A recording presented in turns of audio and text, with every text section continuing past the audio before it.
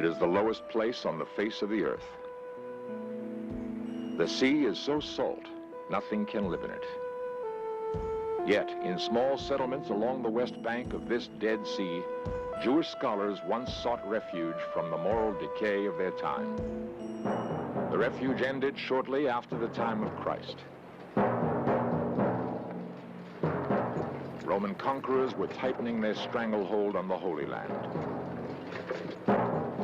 Even the suggestion of dissension was intolerable. So, the emperor's legions crushed the desert settlements of the rabbis. A Jewish sect called the Essene apparently knew the end was coming. For generations, they had collected the wisdom of their people and the earliest known versions of the Old Testament. These treasures they hid in the caves that only they knew existed in the mountains behind their settlement. 19 centuries later, the treasure would be rediscovered. It would be a vindication of the faith of millions, evidence of the Bible as a factual history of the birth and heritage of mankind.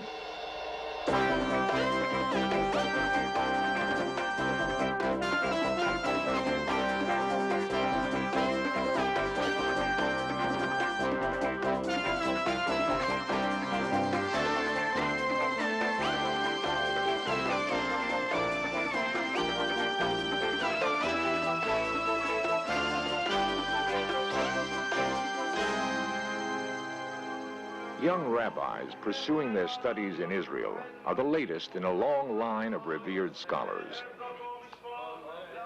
The scripture they recite was written down centuries ago.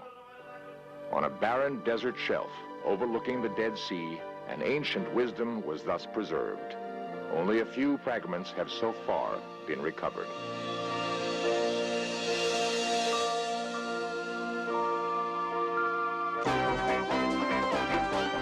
This series presents information based in part on theory and conjecture. The producer's purpose is to suggest some possible explanations, but not necessarily the only ones, to the mysteries we will examine. No other city has inspired such passions. Jerusalem. Her ancient walls have seen so much. Pilgrims coming from all over the world. Jews mourning past outrages in prayers before stones quarried 2,000 years ago for Herod. Muslims visiting the site of Muhammad's ascension on a hill remembered by Jews for Abraham's sacrifice. Winding past sacred monuments are streets filled with mystery. The passers-by are a polyglot of creeds and cultures. For the moment, they coexist. Yet Jerusalem is a city wearied by war. Visitors are drawn to the nearby town of Bethlehem. There, commercial banners proclaim the birthplace of the Prince of Peace. From that time to this, Bethlehem has been a trading place for nomads from Judea. In 1947, one of these nomads found his way to a small shop, hoping to sell a rotting parchment he'd found in the desert. The desert beyond Bethlehem is Judea. Green things are rare in the land of the prophets, but a spring emerges from the mountains at a place called Ein Feshka. For as long as history has been recorded here, fresh water has flowed, nourishing vegetation and refreshing wayfarers. In recent times, Ein Feshka was Arab territory, part of the Kingdom of Jordan.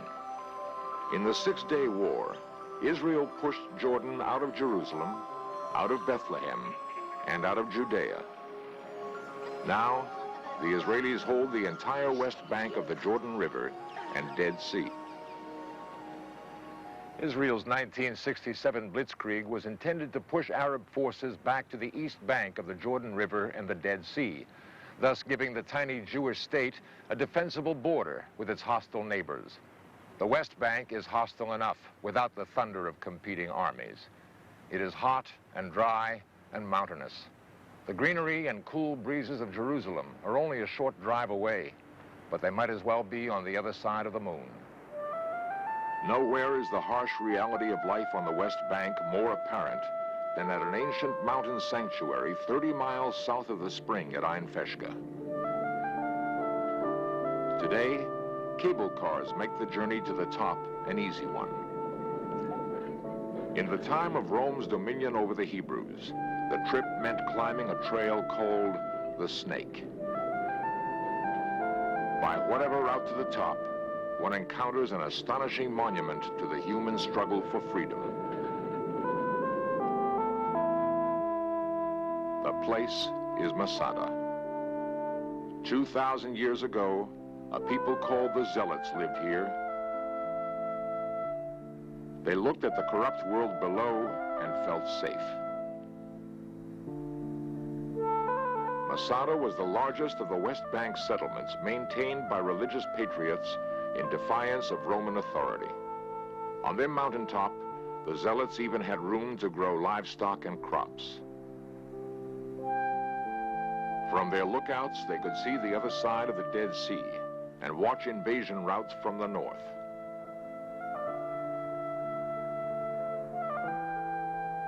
An elaborate complex of reservoirs was cut into the mountain to store runoff from rare winter rains, enough to quench Masada's thirst all summer.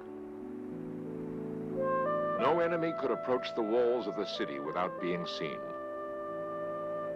The Zealots were prepared for just about everything. But they had not anticipated the tenacity of the Roman legion.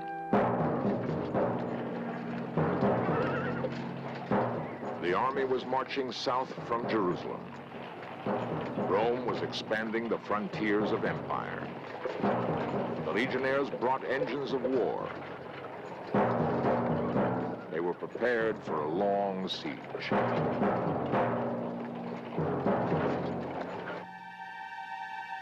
From the summit of Masada, it is still possible to see the outlines of the Roman encampments below.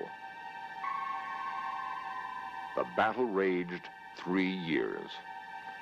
By then, the Zealots knew the end was near. They drew lots to implement a desperate plan. The Zealots had chosen death by their own hands rather than surrender. The man chosen by lot to see the deed done had fallen on his own sword. The Zealots might have been hardened in their resolve by news of what had happened at Qumran. Like Masada, Qumran was a community of devout Jews who sought refuge from oppression and immorality. Their settlement lay in the Romans' line of march from Jerusalem to Masada. Qumran was much smaller, with none of Masada's formidable defenses. Its people were more disposed to prayer than politics or war. The Romans crushed them and moved on. For perhaps 200 years, the Qumran sect had struggled for survival in the desert. They had dug a canal to carry rainwater from reservoirs in the mountains. The canal led to an elaborate system of channels inside the settlement.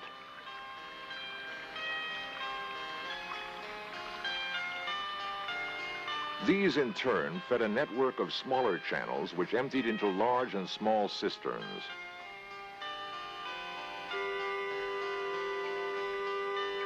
Use of the precious fluid, both for ceremony and survival, was decided in council debate. Debates took place in a large hall. Only full initiates could speak. Ritual cleansing in special pools was part of an initiation process which might take several years. It was the only way to become a participant in community life. If the new member was favored, he might gain access to another part of the settlement.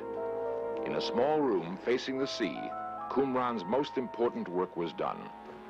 Here, scribes bent over plaster benches, copying holy scriptures, their work illuminated by a window open to the sky. In another room, potters worked to prepare the jars which would hold the scrolls. Others tanned hides for parchment. Work came to an abrupt halt in the spring of 31 BC. The Roman historian Josephus marks this as the time of a terrible earthquake. Major damage, which might have been caused by that quake, is evident at Qumran. Did the community then scatter to the hills? Open graves at the walls of Qumran may be evidence of the heavy price exacted by nature. New construction on the site of cleared wreckage indicates the settlement slowly came back to life. The dedication of the community was not to be thwarted by a catastrophe of God's making. Perhaps the Qumran settlers felt their faith was being tested.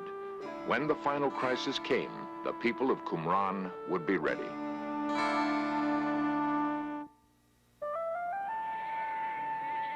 The flocks of goats and sheep grazing on the hills between Jerusalem and the Dead Sea belonged to nomadic desert Arabs called Bedouin. They are a clannish people, hardened to life in the wilderness. Few outsiders ever get close to them. Since the 17th century, the Taamira tribe has eked out a living near the banks of the Dead Sea. The terrain is harsh, and tending the livestock is hard work. On a hot summer's day in 1947, a young Taamira goat herd went chasing a stray. His name was Muhammad Adib, and he was about to make history. 2,000 years before Muhammad, others had followed the same path into the wilderness. The young Bedouin, who couldn't read and knew nothing of history, was walking in the footsteps of scholars who had devoted their lives to preserving the past. The adventure Muhammad was embarked on would soon vindicate their labors. Cool blackness had caught the boy's eye. It was a cave. Playfully, Muhammad dropped the stone. He had found the hiding place of the Dead Sea Scrolls. When the news of the discovery reached me in Jerusalem, I was a fellow of the American School of Oriental Research in the year 1947-48. On February 15th, a few days before, Professor John Trevor was the first scholar to see Muhammad's discovery, as agents for the Bedouin quietly sought to determine its worth. It was Wednesday, the 18th of February, when the Syrians called to the American school to get some information about some manuscripts that they had. I was amazed by their description. It didn't make too much sense to me. So I said, well, the only way I can give you information is to see the documents. So they agreed to come over the next afternoon. And when they arrived, they had a satchel with 5 documents wrapped in Arabic newspaper. They handed me one very small one, and I tried to open it, and it was very brittle. Before I had a chance to do more than simply notice it was in Hebrew, then they drew my attention to this large scroll.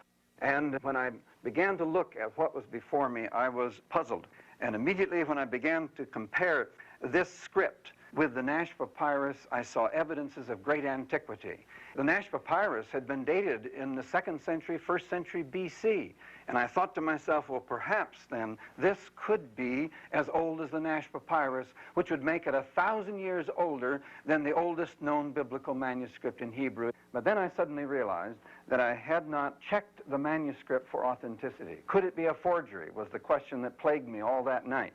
So the next morning I made arrangements to get into the old city and go to the monastery, and then they brought out the scroll again, and I began to unroll it very carefully, looking for evidences of corrections, particularly that might give an indication of authenticity. And I finally came to column 33, and there suddenly was the evidence that I was looking for. For here on this column are 2 corrections made by 2 different hands, and no forger could possibly have produced the phenomenon of those corrections. Then I knew that I was looking at a manuscript that was 2,000 years old, the oldest biblical manuscript yet discovered. News of the discovery touched off a stampede. Jordanian authorities called on the famed desert police for help.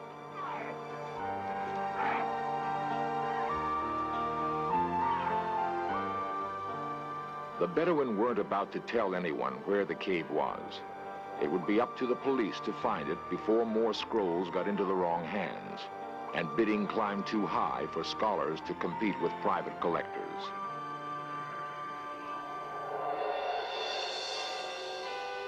In time, the police succeeded. They found not one cave, but a virtual honeycomb in the hills behind Qumran. The Bedouin, however, had found them first. They were picked clean. No one could be sure how many of the caves had actually contained anything of value. Scroll hunting had become the full-time occupation of the Ta'amira tribe. Every likely crevice was explored.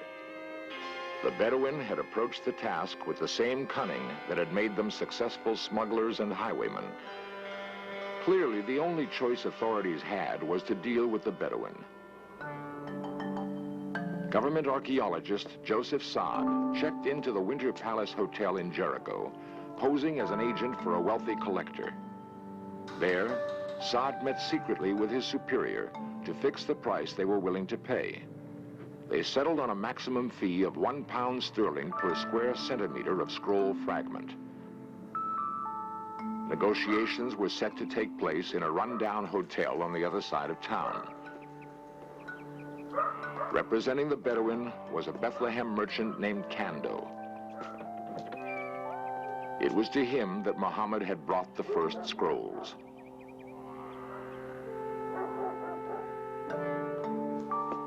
Eventually, the bargain was made. Although neither side really trusted the other, a relationship now existed that could enable scholars to unravel the mystery of the scrolls.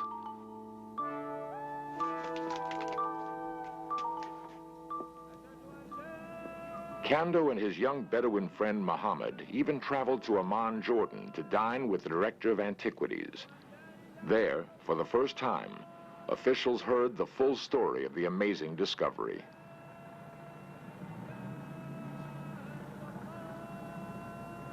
By now, experts had a much clearer understanding of the importance of the scrolls. Basically, the scrolls provide a 2,000-year-old verification of the accuracy of the Old Testament as known to modern men. The uniformity of the versions was astonishing.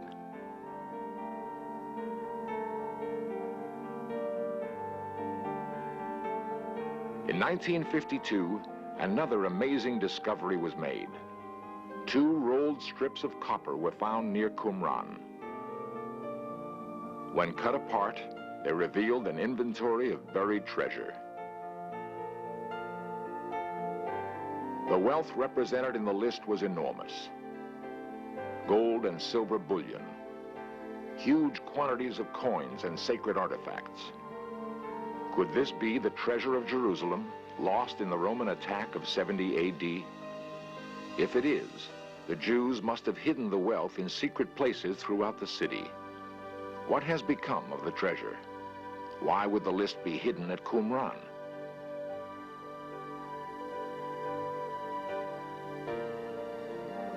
The ruins are mute. Clearly, however, the settlement was recognized in its own day as far more important than the size of its membership would suggest. Some scholars believe John the Baptist lived here as a boy, watching the scribes work at their writing tables. Jesus was certainly at least aware of the community and of the scripture being copied and sealed away in the large clay jars unique to Qumran, time capsules to be opened in a distant age.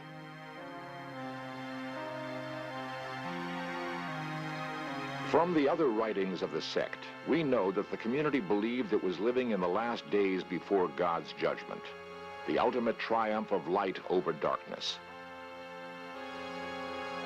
Even as they labored to accumulate and preserve the Jewish scriptures, they prepared for the final struggle with the forces of evil and the new age to come. In this way, the Qumran settlers anticipated the apocalypse. When it came, they were unprepared for the result. The Qumran community continued for over 200 years to live here in this site with that daily expectation that the new age was about to begin and they would be involved. But instead, exactly the opposite happened. Instead of there being the sons of light who would destroy or defeat the sons of darkness came down in the form of the Roman Vespasian army and defeated the sons of light. The written contributions of Qumran live on in Jerusalem's shrine of the book. Qumran's spirit is alive too. Many of today's Jews are following the traditions established there so long ago. All who value faith are in some way indebted to the people who labored in the desert to preserve it. Qumran was destroyed and its inhabitants put to the sword. Perhaps, however, the ultimate victory they prayed for was theirs after all. We know that the Essenes sent emissaries to Masada when they saw the end was near for Qumran.